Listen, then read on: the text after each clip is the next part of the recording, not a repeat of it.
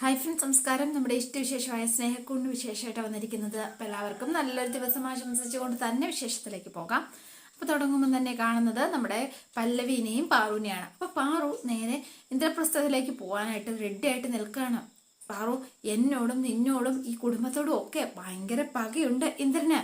പക്ഷെ അതിങ്ങനെ നോക്കിയിരിക്കാൻ പറ്റുമോ ചേച്ചി? ഞാനൊരു ഭാര്യയാണ്. ഭർത്താവ് എവിടെയാണോ അവിടെയാണ് ഞാൻ താമസിക്കേണ്ടത്. ഇന്ദ്രൻ പ്രശ്നം ഉണ്ടാക്കുന്നെങ്കിൽ ഉണ്ടാക്കട്ടെ, അത് നേരിടാൻ ഞാൻ തയ്യാറാണ് എന്ന് പറഞ്ഞുകൊണ്ടാണ് പാർവതി നിൽക്കുന്നത്. എനിക്ക് വിഷന്റെ കൂടെ താമസിച്ചേ പറ്റൂ, അത് ഞാൻ എന്തായാലും ചെയ്യും എന്ന് പറഞ്ഞു. ഞാൻ വിഷുവിനോടും ഇല്ലേ ഇന്ദ്രന്റെ ദേഷ്യം, ആ ദേഷ്യം ഈ വിഷത്തിനോട് തീർക്കില്ല എന്ന് എനിക്ക് ചേച്ചിക്ക് പറയാൻ പറ്റുമോ? എനിക്ക് വിഷന് എനിക്കും ഞാൻ വിഷത്തിനും കൂട്ടായിട്ട് തന്നെ വേണം.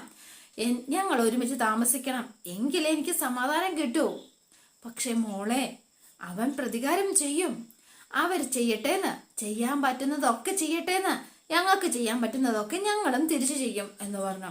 ഇനി ആരും ഒന്നും പറയണ്ട, ഞാൻ തീരുമാനിച്ചു കഴിഞ്ഞു, ഇനി അതിൽ ഒരു മാറ്റവും ഇല്ല എന്ന് പറഞ്ഞുകൊണ്ട് വേഗം തന്നെ ബാഗ് എടുത്തുകൊണ്ട് അങ്ങ് പോവാണ് കേട്ടോ. ഇതെന്താ ഇവള് ഇങ്ങനെ? അവള് വിഷുവിനെ കുറിച്ചുള്ള ആദ്യം കൊണ്ടാ പോയത്. ഇന്ദ്രൻ വിശ്വത്തിന് അല്ലെങ്കിൽ ഉപദ്രവിച്ചാലോ എന്ന് അവൾക്ക് പേടിയുണ്ട്. എന്ന് വെച്ച് ഇതാണോ ചെയ്യേണ്ടത്? അനുഭവിക്കാനാണോ അങ്ങോട്ടേക്ക് പോകുന്നത്? അങ്ങനെ ഒരു യോഗം തലേ വരച്ചിട്ടുണ്ടെങ്കിൽ അതൊഴിവാക്കാൻ പറ്റില്ലല്ലോ. എന്റെ വിധി, അല്ലാണ്ട് എന്ത് ചെയ്യാനാ എന്ന് പറഞ്ഞ ശോഭ ഭയങ്കരമായിട്ട് സങ്കടപ്പെട്ടിരുന്ന് കരയാണ് കേട്ടോ. അപ്പൊ നേരെ പോയി പാറു നേരെ ചെല്ലുന്നത് ഇന്ദ്രപ്രസ്ഥത്തിലേക്കാണ്. എൻ്റെ ഭഗവാനെ, എൻ്റെ സമാധാനം പോയി എന്ന് പറഞ്ഞുകൊണ്ട് ശോഭയും. അപ്പോൾ വേണ്ട നമ്മുടെ ഇന്ദ്രൻ ഭയങ്കര ധ്യാനത്തിലൊക്കെയാണ് ഇരിക്കുന്ന ആള്. അപ്പോൾ ഇത് കണ്ടപ്പോഴത്തേനും രാജലക്ഷ്മിക്ക് ദേഷ്യം വരുന്നുണ്ട്. ഇങ്ങനെ തറ ഇങ്ങനെ ക്ലീൻ ചെയ്തുകൊണ്ടിരിക്കുന്ന സമയത്താണ് പാറു വരുന്നത്. അല്ല, ഇതാരേ വരുന്നത്? അപ്പൊ അകത്തേക്ക് പോകാൻ തുടങ്ങിയപ്പോ നിക്ക് എന്ന് പറഞ്ഞു. പറയാനുള്ളതൊക്കെ പറഞ്ഞു ഉറപ്പിച്ച ശേഷം മാത്രം അകത്തേക്ക് കയറിയാൽ മതി. എന്തിനുള്ള വരവാ? എന്റെ മോനെ കൊണ്ട് പോവാൻ വേണ്ടിയാണോ? അല്ല, ഞാൻ ഇവിടെ താമസിക്കാൻ വേണ്ടി വന്നതാ. എങ്കിൽ നിനക്ക് കൊള്ളാം, വിരുന്നിനെന്ന് പറഞ്ഞു പോയിട്ട് സ്വന്തം വീട്ടിലങ്ങ് കൂടിയതാ നീ. അതുകൊണ്ട് ആ അനുഭവം ഇനി എനിക്കുണ്ടാവരുതല്ലോ. ഇവിടെ ഞാൻ പറഞ്ഞതനുസരിച്ച് കഴിയാമെങ്കിൽ നിനക്ക് കയറി താമസിക്കാം, അല്ലെങ്കിൽ ഇപ്പോ ഈ നിമിഷം നീ ഇവിടെ നിന്ന് ഇറങ്ങണം എന്ന് പറഞ്ഞു. അപ്പൊ ഇന്ദ്രൻ അവിടെ കണ്ണു തുറന്ന് നോക്കുകയാണ് കേട്ടോ. ദേ, തല്ലി ഇറക്കി വിട്ടതാ നിന്റെ വീട്ടിൽ നിന്ന്, അത് അങ്ങോട്ട് ചെയ്യാത്തതേ അല്പം സംസ്കാരമുണ്ടായി പോയതുകൊണ്ടാ. അപ്പൊ വിഷു അങ്ങോട്ടേക്ക് വന്നു. എന്നാമേ ഇത് ഇങ്ങനെയാണോ പറയേണ്ടത്? പിന്നെ ഞാൻ എങ്ങനെ പറയണോടാ? ഭാര്യയെ തോണ്ടിയപ്പോ നിനക്ക് പൊള്ളിയില്ലേടാ എന്ന് ചോദിച്ചു. എന്നെ ഇവളെ വീട്ടിൽ നിന്ന് ഇറക്കി വിട്ടപ്പോ എവിടെ പോയി നിന്റെ നാവ്? ദേ, മര്യാദക്കെങ്കിൽ മര്യാദക്ക്, തോന്നിയതുപോലെ കഴിയാനാണെങ്കിൽ ഈ പടിക്കകത്ത് ഞാൻ കയറ്റത്തില്ല, ഒരിക്കലും കയറ്റത്തില്ല എന്ന് പറഞ്ഞു. അപ്പം കുറച്ചു നേരം വിശ്വനിങ്ങനെ നിന്നും. അതെ, വേണ്ട, ഞങ്ങളെ കയറ്റണം നിർബന്ധമില്ല, ഞങ്ങൾ എവിടെ നിന്നാലല്ലേ പെരുമാറൂ. ഫ്ലാറ്റ് എടുത്തിട്ടുണ്ട്, ഞങ്ങള് അവിടെ പോയി താമസിച്ച പ്രശ്നമൊന്നുമില്ലല്ലോ. ഇല്ല, എന്നെ പേടിപ്പിക്കൊന്നും വേണ്ട. പോകേണ്ടവർക്ക് പോവാം, നിൽക്കേണ്ടവർക്ക് നിൽക്കാം. നിന്റെ ഒന്നും ചെലവിലല്ല ഞാനിവിടെ കഴിയുന്നത്. ദേ, നിങ്ങളുടെ താളത്തിൽ തുള്ളേണ്ട ഗതികേടൊന്നും ഈ രാജലക്ഷ്മിക്ക് ഇതുവരെ വന്നിട്ടില്ല. മനസ്സിലായോ നിനക്ക്? എന്താമ ഇത് എന്ന് ചോദിച്ചോണ്ട് ഇന്ദ്രൻ അങ്ങോട്ടേക്ക് എഴുന്നേറ്റ് ചെല്ലുകയാണ് കേട്ടോ. എന്ത് കഷ്ടമായത്! എന്താമ ഇത് ഇങ്ങനെയൊക്കെ? എന്തിനിങ്ങനെ ബഹളം വെക്കുന്നത്? കയറി വരുന്ന മരുമകളോട് ഇങ്ങനെയാണോ സംസാരിക്കേണ്ടത്? ദേ അമ്മേ, പാർവതി, താൻ ഇതൊന്നും വലിയ ഗൗരവത്തിലൊന്നും എടുക്കണ്ട, താൻ അകത്തേക്ക് ചെല്ല് എന്ന് പറഞ്ഞു. മോൾക്ക് ഈ വീട്ടില് ഒരു പ്രശ്നം ഉണ്ടാവില്ല. അത് നീയാണോ തീരുമാനിക്കുന്നത്? അതെ, ഞാനും കൂടി തന്നെയാ തീരുമാനിക്കുന്നത്. അമ്മ, ഒരു വഴക്കൊന്നും വേണ്ട, വിട്ടുകളാ. എനിക്ക് വേണ്ടത് കുറച്ച് സമാധാനാ. അതെ, എനിക്ക് അത് കിട്ടിയിരിക്കണം എന്ന് പറഞ്ഞു. വിശ്വ, പാർവതിയും കൂട്ടി നീ അകത്തേക്ക് ചെല്ലടാ എന്ന് പറഞ്ഞു. അപ്പൊ പാർവതിയും കൂട്ടി അകത്തേക്ക് പോവാണ് വിശ്വം. നിക്കുമോളെ എന്ന് പറഞ്ഞു. പിന്നെ ദേ, ഈ അമ്മ എന്തെങ്കിലും മോശമായിട്ട് പെരുമാറിയിട്ടുണ്ടെങ്കിൽ മോള് ക്ഷമിക്കണം കേട്ടോ. അറിവില്ലായ്മ കൊണ്ടാ അങ്ങനെയൊക്കെ ചെയ്യുന്നത്. മോള് ചെല്ല് എന്ന് പറഞ്ഞു അവളെ വിളിച്ചോണ്ട് വിശ്വകത്തേക്ക് പോവാണ്. അപ്പൊ രാജലക്ഷ്മി കൊല്ലിപ്പിലപ്പുറത്തേക്ക് മാറി നിൽക്കുക. എന്താമ്മേ, നീ എന്നു മുതലാടാ സന്യാസിയായി തുടങ്ങിയത്? അമ്മേ, എല്ലാ മനുഷ്യന്റെ ഉള്ളിലും ഒരു സന്യാസിയും കൊലപാതകയും ഒക്കെ ഉണ്ടമ്മേ. ചില നേരത്ത് സന്യാസി പുറത്തു വരും, വേറെ ചില നേരത്ത് കൊലപാതകയും പുറത്തു വരും. അങ്ങനെയാ അമ്മേ, ആത്മനിയന്ത്രണം നമുക്ക് വേണം. അതാണ് സമാധാനത്തിലേക്കുള്ള കുറുക്ക് വഴി. ആത്മനിയന്ത്രണമുള്ളവളാവൂ, അതായത് സമാധാനമുള്ളവളാകുവോ? ഓം ശാന്തി ശാന്തി. ഓ എന്റെ പൊന്നോ, ഒന്നെങ്കിൽ ആശാന്റെ നെഞ്ച് തല്ലേ കളരിക്ക് പുറത്ത്, രണ്ടു കൂടി എന്നെ ഭ്രാന്ത് പിടിപ്പിക്കും എന്ന് പറഞ്ഞ രാജലക്ഷ്മി. അപ്പൊ ഭയങ്കര ധ്യാനം, ആരോട് പറയാൻ, ആര് കേൾക്കാൻ എന്ന് പറഞ്ഞ ഇന്ദ്രനും. പിന്നെ കാണുന്നത് നമ്മുടെ സേതുവിനെയും കുറുപ്പമാവനെയാണ്. അപ്പൊ രണ്ടുപേരും ഇങ്ങനെ നിൽക്കണം.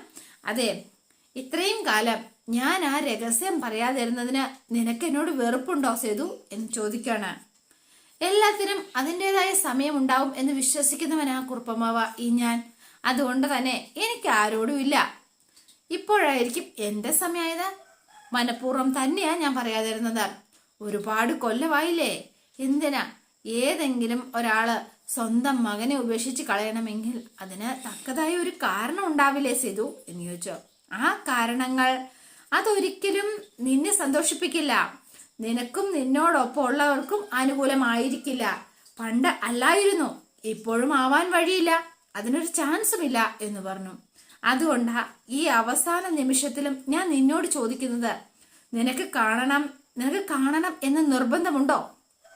വേണം കുറുപ്പമാവ, എനിക്ക് എൻ്റെ അമ്മയെ കണ്ടേ പറ്റൂ എന്ന് പറഞ്ഞ സേതു വാശി പിടിക്കാണ്. വേറൊന്നിനും വേണ്ടിയിട്ടല്ല, ഒരു അവകാശവും സ്ഥാപിച്ചെടുക്കാനും വേണ്ടിയിട്ടല്ല.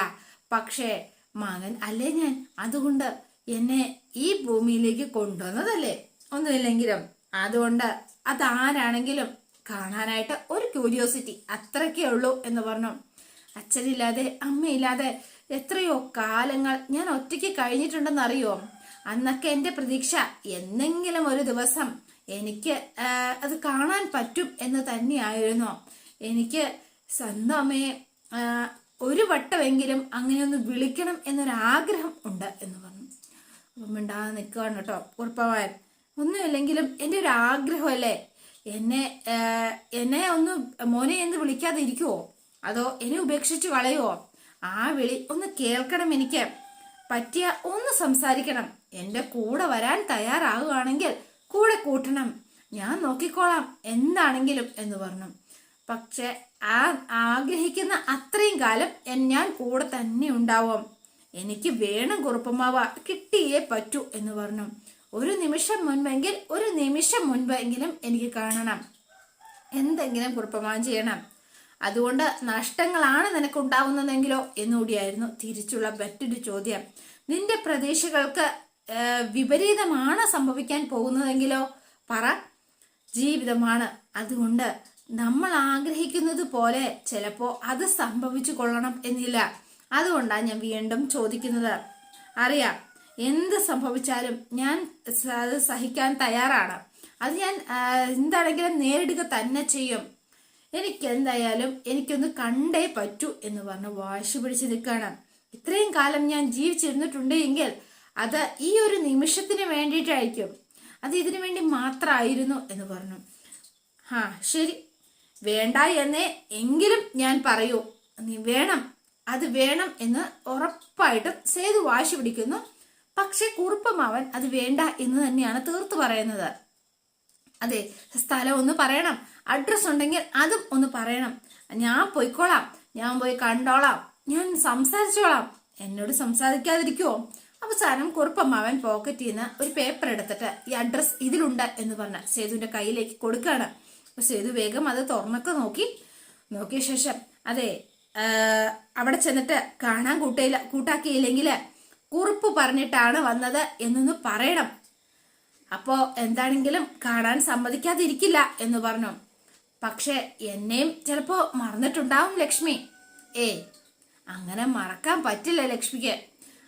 എന്നെ മറന്നാൽ അതിനർത്ഥം ലക്ഷ്മിയെ തന്നെ മറന്നു എന്ന് തന്നെയാണ് അതിനർത്ഥം.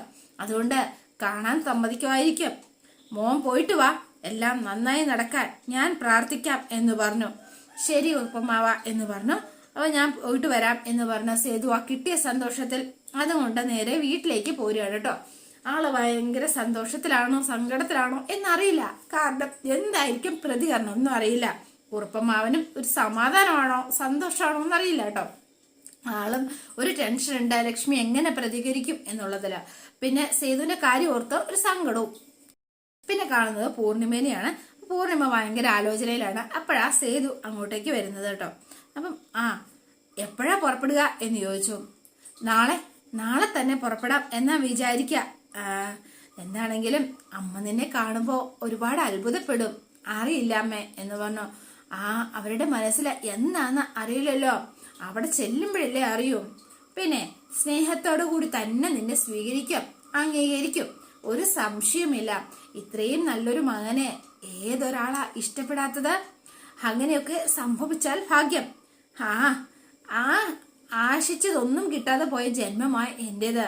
അതുകൊണ്ട് ഒരുപാട് പ്രതീക്ഷകളൊന്നും ഇല്ല. എല്ലാം നഷ്ടക്കണക്കുകൾ മാത്രമല്ലേ ഉള്ളൂ.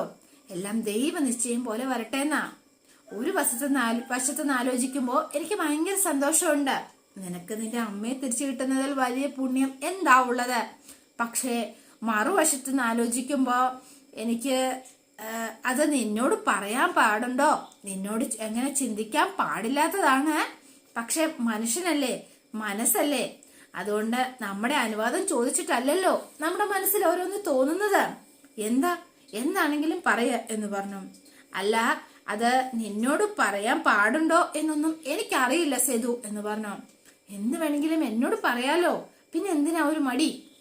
അപ്പോഴേക്കുമാണ് നമ്മുടെ സ്വാതിയും അച്ചുവും കൂടി ഇറങ്ങി വരുന്നത് കേട്ടോ. ഇവരുടെ സംസാരമൊക്കെ കേട്ടോണ്ടാ. വേറൊന്നും അല്ല സേതു, അല്ല ഒരു പേടി ഉള്ളിന്റെ ഉള്ളില്, ഒരു സംശയം, അത്രേ ഉള്ളൂ എന്ന് പറഞ്ഞു. നിനക്ക് നിന്റെ സ്വന്തം അമ്മയെ കിട്ടിക്കഴിയുമ്പോ ഞാൻ അല്ല അവകാശമൊന്നും എനിക്കില്ല, എന്നാലും എന്നെ നീ മറന്നാൽ അതെനിക്ക് അങ്ങനെ സംഭവിക്കുമോ എന്നെനിക്കൊരു പേടി സേതു എന്ന് പറഞ്ഞു. പറഞ്ഞത് തെറ്റാണെങ്കിൽ നീ എന്നോട് ക്ഷമിക്കണം എന്നുകൂടി പൂർണിമാമ ചേർത്തു. പൂർണിമയ്ക്ക് നല്ല ടെൻഷനാണ് കേട്ടോ. സേതു കൈവിട്ട് പോവോ എന്നുള്ളൊരു ആകുലതയാണ് പൂർണിമയുടെ മനസ്സ് നിറച്ച്. നീ അറിയാത്ത ഒരു രഹസ്യവും എന്റെ ജീവിതത്തിലില്ല. അതാ ഞാൻ നീ മകനായി കണ്ടുപോയി. ഇനി അല്ല, അങ്ങനെ തന്നെയാ എന്റെ ജീവിതത്തിൽ നീ.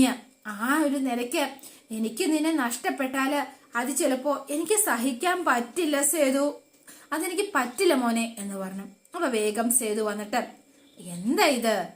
കുട്ടിക്കാലം മുതൽക്ക് ഞാൻ ആഗ്രഹിച്ചൊരു കൂടിക്കാഴ്ച ഇപ്പൊ നടക്കാൻ പോകുന്നത് അറിയാലോ. അതിനി എന്ത് തന്നെയാണെങ്കിലും അത് അവിടെ നിൽക്കുകയുള്ളൂ. പൂർണിമാമ എന്നും എന്റെ മനസ്സിന്റെ ഉള്ളിലുണ്ടാവോ? അതിന് പകരമാവില്ല മറ്റൊരാളും. മനസ്സിലാക്ക ആദ്യം എന്ന് പറഞ്ഞു. അതുപോലെ തന്നെയാണ് ഈ അമ്മയും. അതുകൊണ്ട് എന്റെ ഹൃദയം ഇത്രയും കാലം എന്നെ സ്നേഹിച്ച അമ്മയെന്ന് വിളിക്കാൻ എനിക്ക് അവകാശം തന്ന ഒരിക്കലും ഞാൻ മറക്കില്ല എന്ന് തന്നെ സേതു പറയണം.